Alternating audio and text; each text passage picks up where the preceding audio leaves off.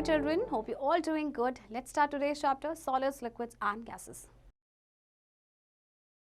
Learning objectives, 3 states of matter, properties of matter, physical and chemical changes.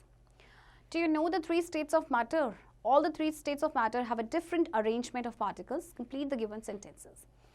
3 states of matter के बारे में आपको पता ही होगा क्योंकि आपने प्रीवियस क्लास में भी पढ़ा है ना. एंड ये जो 3 states of matter होते हैं इनमें डिफरेंट अरेंजमेंट होता है पार्टिकल्स का. तो इस चैप्टर में हम आप इन सब चीज़ों को डिटेल में पढ़ेंगे. So let's get started. The world around us is made up of both living and non-living things. Certain things are visible to us while some others are not visible, or we can say that they are invisible. Anything that has weight and occupies space is called matter. Everything from microorganism to the highest mountain is matter. Matter is made up of atoms, which is the smallest unit of anything or living being. They are the building blocks of matter. An atom is the smallest particle matter. It cannot be made, changed or destroyed. देखिए हम जिस world में हम रहते हैं हमारे आसपास या तो लिविंग थिंग है या नॉन लिविंग थिंग्स है. कुछ चीज़ें विजिबल होती हैं जबकि कुछ इनविजिबल होती हैं. तो कोई भी चीज़ जो हमें दिखती है या इनविजिबल भी जो है, कोई भी चीज़ जिसमें वेट है एंड इट ऑक्यूपाइज स्पेस, उसे हम कहते हैं मैटर. हर चीज़ आपका मैटर है. तो मैटर आपके बने होते हैं एटम से. एंड एटम क्या है आपका? एक छोटा पार्टिकल है. राइट.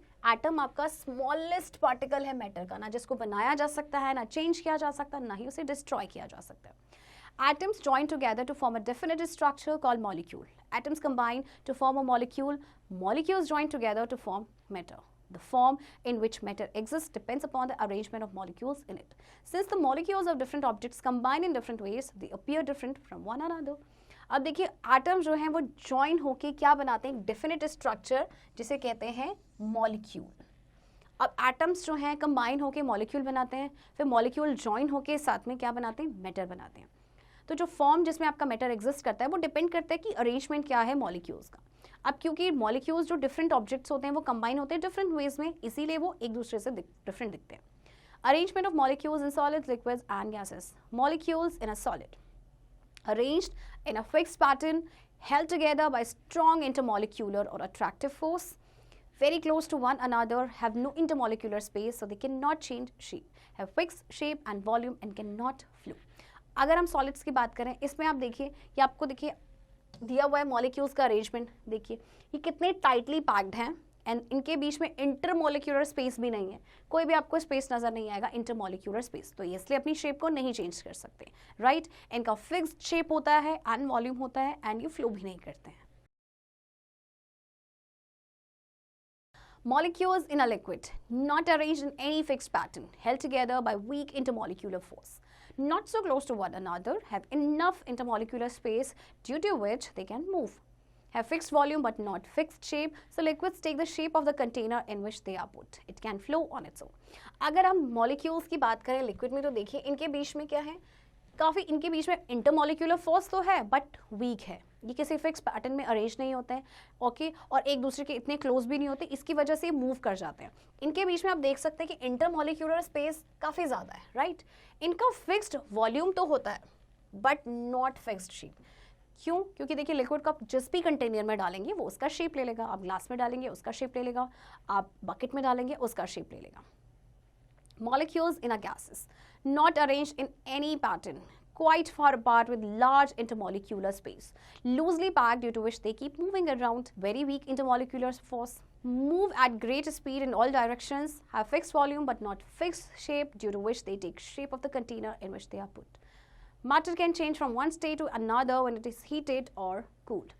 अब देखिए हम गैस के मॉलिक्यूल्स की बात करें तो देखिए इनके बीच में कितना ज़्यादा इंटरमोलिक्यूलर स्पेस है.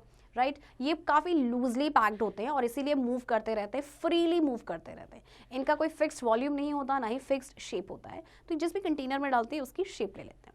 अब मैटर को हम एक स्टेट से दूसरे स्टेट में कैसे चेंज कर सकते हैं? या तो उसे हीट करके या फिर उसे कूल करके. Change of states of matter. The following are the different changes of states that occurs in matter. Melting. When a solid is heated, it melts to form a liquid. Example, butter and ice cream melt into liquid form on getting heated up. देखिए जब solid को heat किया जाता है तो वो आपका melt होकर लिक्विड भी चेंज हो जाता है। जैसे आपने आइसक्रीम को देखा होगा या बटर होगा, है ना, आप वो क्या होता है सॉलिड फॉर्म में, लेकिन जैसे ही हीट मिलेगी वो मेल्ट होकर लिक्विड में कन्वर्ट हो जाएगा। Evaporation, it is a process by a liquid changes into vapours and getting heated. Evaporation आपका एक प्रोसेस है जिसमें लिक्विड चेंज होकर आपका किस में कन्वर्ट हो जाता है, वेपर्स में। जैसे कि अगर आप पानी को बॉईल करेंगे, राइट, तो थोड़ी देर बाद आप क्या करेंगे, देखेंगे कि उसमें से जो वेपर्स निकलते हैं, स्टीम निकलती है, यानी जो लिक्विड है वो आपका वेपर्स में चेंज हो गया है। Condensation, it is a process by which vapors change into liquid form on getting cooled.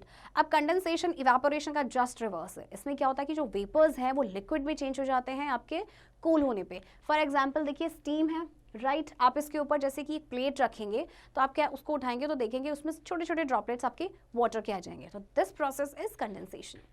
Freezing, it is a process by which a liquid changes into its solid state on getting cooled. अब freezing क्या है कि जब आपका liquid जो है वो आपका सॉलिड में चेंज हो जाता है। फॉर एग्जांपल जैसे आप आइस जमाते हैं, है ना, राइट, गर्मियों में आप पानी को आइस ट्रे में डालिए, वो किस में कन्वर्ट हो जाएगा, आइस में। Effect of heating and cooling of molecules. When a substance is heated, its molecule starts vibrating. They need a little extra space for vibration. This increases the volume of the substance, which is known as expansion. Most solids expand very little, liquids expand more than solids, and gases expand the most on heating. On the other hand, when a substance is cooled, the molecules vibrate less and come close to one another. They need less space. This phenomenon is known as contraction. Solids contract the least, liquids more than solids, and gases contract the most on cooling. अब देखिए molecules को अगर heat करते हैं या cool करते हैं तो उसमें क्या इफेक्ट होता है। सबसे पहले किसी भी सब्सटेंस को अगर हीट किया जाता है तो उसके मॉलिक्यूल्स भी वाइब्रेट होना स्टार्ट कर देते हैं, तो उनको थोड़ा सा एक्स्ट्रा स्पेस की जरूरत होती है वाइब्रेशन के लिए। इससे क्या होता है कि जो सब्सटेंस का वॉल्यूम बढ़ जाता है, तो उसे हम कहते हैं एक्सपेंशन। अब सॉलिड जो है वो बहुत थोड़ा सा एक्सपेंड होते हैं, लिक्विड सॉलिड से ज़्यादा एक्सपेंड होते हैं, और गैसेस सबसे ज़्यादा एक्सपेंड होते हैं। और जब किसी भी सब्सटेंस को कूल किया जाता है तो मॉलिक्यूल्स जो हैं वो वाइब्रेट करते हैं कम, एंड उसके बाद वो एक दूसरे के ज़्यादा क्लोज आ जाते हैं। इससे उनको क्या चाहिए होता है, लेस स्पेस। तो इस फिनोमिनन को कहते हैं कंट्रैक्शन। सॉलिड्स आपके सबसे कम कंट्रैक्ट होते हैं, लिक्विड्स आपकी सॉलिड से थोड़ा ज़्यादा कंट्रैक्ट होती हैं, एंड गैसेस आपकी सबसे ज़्यादा कंट्रैक्ट होती हैं on cooling. Fact file. A mercury thermometer is used for measuring our body temperature. The mercury in the thermometer expands due to the heat of our body and it rises up in the thin tube. We read the mark to which mercury has expanded. That reading is our body temperature. हम अपनी body के temperature को major करने के लिए mercury thermometer का use करते हैं। तो देखिए मर्क्यूरी क्या होता है कि वो एक्सपेंड हो जाता है हमारी बॉडी की हीट से, और उसके बाद जैसे ही वो राइज अप होता है तो फिर पतली सी ट्यूब में जब वो राइज अप होता है तो फिर उसके बाद हम उसे रीड करते हैं कि हमारी बॉडी का टेम्परेचर जो है वो कितना है। Changes around us, many changes take place around us all the time. We can classify all the changes into two types as follows. Physical changes. These are the changes in which no new substance is formed. They are reversible changes and we can easily get back the original substance. Example, water changes to ice on freezing, blowing air into a balloon. हमारे आसपास बहुत सारे changes होते हैं, तो आपका सबसे पहले changes है फिजिकल चेंज। इसमें क्या होता है कि कोई नया सब्सटेंस नहीं बनता, ये रिवर्सिबल होते हैं, यानी इनको हम फिर से वापस इनकी फॉर्म में लेके आ सकते हैं। जैसे कि वाटर आइस में चेंज हो जाता है फ्रीज होके, क्या आप आइस से वाटर वापस आ सकते हैं, ऑफ कोर्स, है ना। या फिर जैसे कि आप बलून में एयर ब्लो करते हैं तो कोई नया सब्सटेंस उसमें नहीं बना है। Chemical changes. These are the changes in which one or more new substances are formed. They are irreversible changes, so we cannot get back the original substances. Example, changing of milk into curd, burning of paper, cooking food, rusting of iron. अब chemical change में क्या होता है कि एक या एक से ज़्यादा नए सब्सटेंस बनते हैं और ये चेंजेस होते हैं इरिवर्सिबल, जिन्हें रिवर्स नहीं किया जा सकता है, यानी कि हम उनको ओरिजिनल उनके फॉर्म में नहीं लेके आ सकते। जैसे कि मिल्क जब कर्ड में कन्वर्ट हो जाता है तो क्या आप कर्ड से वापस मिल्क बना सकते हैं, नहीं। बर्निंग अ पेपर, पेपर जब जलता है वापस आप उसे पेपर में नहीं कन्वर्ट कर सकते। इसी तरह से cooking food and rusting of iron, यानी जो आयरन में आपका जंग लगता है। Solutions, we add sugar to tea, coffee and milk to give them a sweet taste. We add salt to curd and lemonade to give them a salty taste. When a solid is mixed into a liquid, it forms a solution. In a solution, the one which gets dissolved is called solute and the other is called solvent, in which the solute dissolves. A solution is said to be homogeneous, in which the molecules of the solute are uniformly distributed throughout the solution. A solution is said to be heterogeneous if there is no blending of the substance and they are distinctly visible. Example, salt in water is a homogeneous solution, sand in water is a heterogeneous solution. देखिए आपने चाय, coffee या milk में हम क्या करते हैं, sugar add करते हैं उसको स्वीट टेस्ट देने के लिए. इसी तरह से कर्ड या लेमनेड में हम सॉल्ट ऐड करते हैं. तो जब सॉलिड आपका मिक्स हो जाता है लिक्विड में तो एक सोल्यूशन बनता है, राइट. जिस चीज़ को हम डिजोल्व करते हैं that is called solute, and जिस चीज़ में हम किसी चीज़ को डिजोल्व करते हैं that is solvent, right. Solution आपका होता है होमोजीनियस जब उसके मॉलिक्यूल्स जो होते हैं सॉल्यूट के यूनिफॉर्मली डिस्ट्रीब्यूट हो जाते हैं.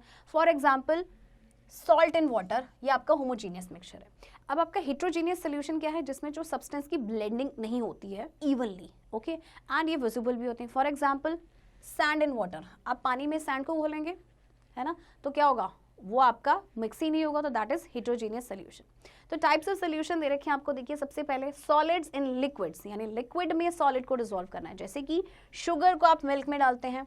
लिक्विड्स इन लिक्विड्स यानी milk in water. Gases in gases, oxygen and nitrogen, right? So liquids that dissolve in water are called miscible liquids. Example, milk in water, juice in water, squash in water. The liquids which do not dissolve in water are called immiscible liquids. Examples, oil in water, petrol in water, etc. अब आपके liquids भी दो तरह के, miscible liquids जो पानी में dissolve हो जाते हैं, जैसे कि milk हो जाता है आपका water में या juice है water में, right? Next है आपका immiscible liquids जो पानी में डिजोल्व नहीं होते हैं. जैसे ऑयल और वाटर को आप मिक्स करेंगे तो ऑयल एक लेयर बना देगा ऊपर पानी के ऊपर, तो ये इमिसिबल लिक्विड्स होते हैं.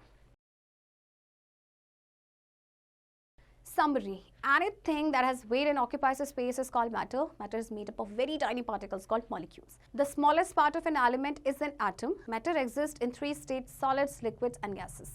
Molecules are arranged in different patterns in solids, liquids, and gases.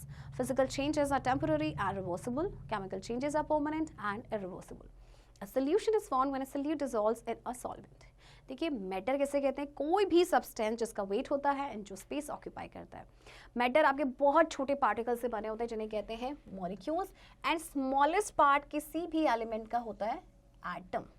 Matter 3 states में होते हैं, राइट. और आपको पता है कि तीनों स्टेट्स में यानी कि सॉलिड, लिक्विड एंड गैसेस में मॉलिक्यूल्स डिफरेंटली अरेंज्ड होते हैं. फिजिकल चेंजेस आपके टेम्पररी होते हैं जबकि केमिकल चेंजेस आपके परमानेंट होते हैं. एंड सोल्यूशन कब बनता है आपका, जब सोल्यूट आपके सॉल्वेंट में डिसॉल्व होता है. चिल्ड्रन, आई होप आपको ये चैप्टर समझ आया होगा, और इस चैप्टर की प्रैक्टिस अब आप खुद से करेंगे.